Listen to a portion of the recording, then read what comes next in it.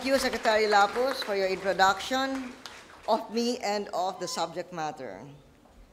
Congresswoman Aida Angping, CHED Chairman Manny Angeles, our host, School Principal Corona, ladies and gentlemen, teachers, students, good afternoon. I'm glad to be here again after 3 years. And I'm doing this as part of our hands-on governance until the day we leave office. To that end, we will promote key initiatives our government has advanced since we took office. We will focus on 3 areas. 1, bringing more power and growth to each region and decongesting Manila. 2, promoting the importance of the 3 E's, education, the economy, and the environment, to our efforts to create sustainable and equitable development. And finally, a continuous focus on the youth of our nation as our best hope for a brighter, better Philippines. And I think because you are teachers, you chose to be teachers because you know that the foundation for opportunity is education. I was also a teacher before I joined government. Education is the key to a better life. It opens minds and opens doors. That is why our administration has invested so much in education and skills training. From 90 billion pesos before our administration, the budget of DepEd, TESTA, CHED, and the state universities and colleges has doubled to 180 billion pesos over the last 9 years. Together with the local governments, the private sector, we built 100,000 classrooms. This hall, for instance, Gemma Cruz is reminding us, was built by the local government.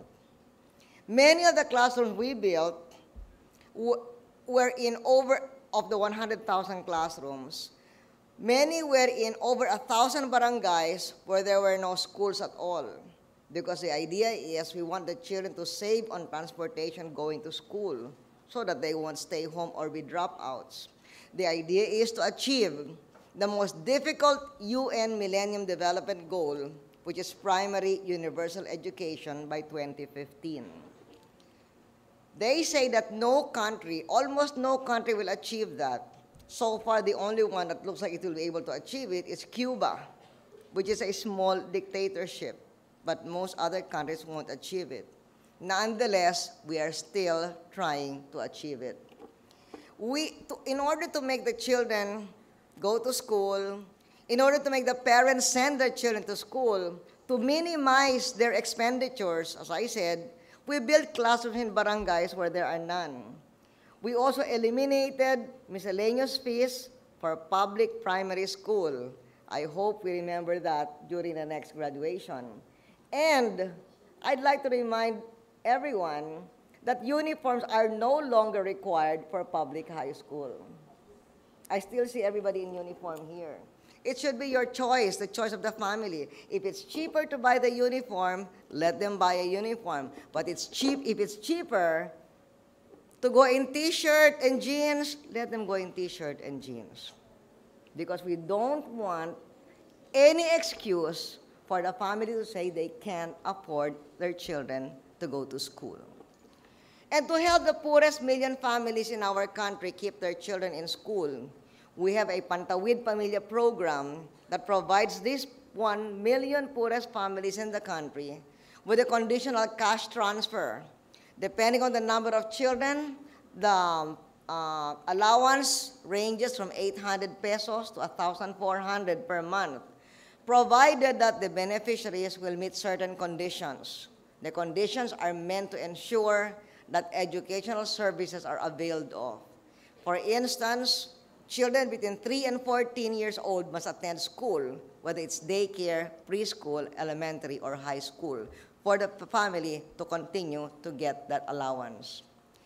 For the private sector, for the private high schools, we increased the budget for GATSPE to enable students who cannot be accommodated in public high schools to enroll in private high schools.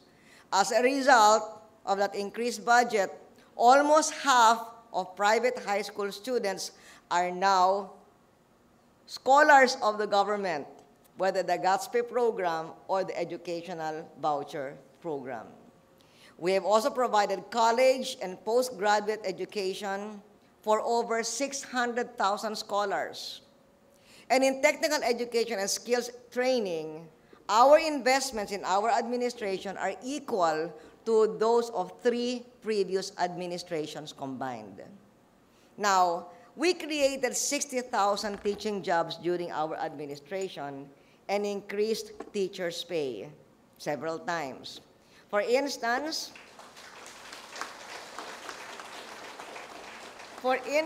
when we started our administration, a teacher 1 was receiving 9,000 pesos.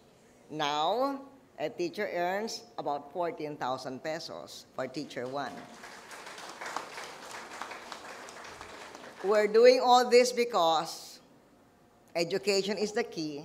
And also in today's world, a strong education must be accompanied by a strong backbone of technology.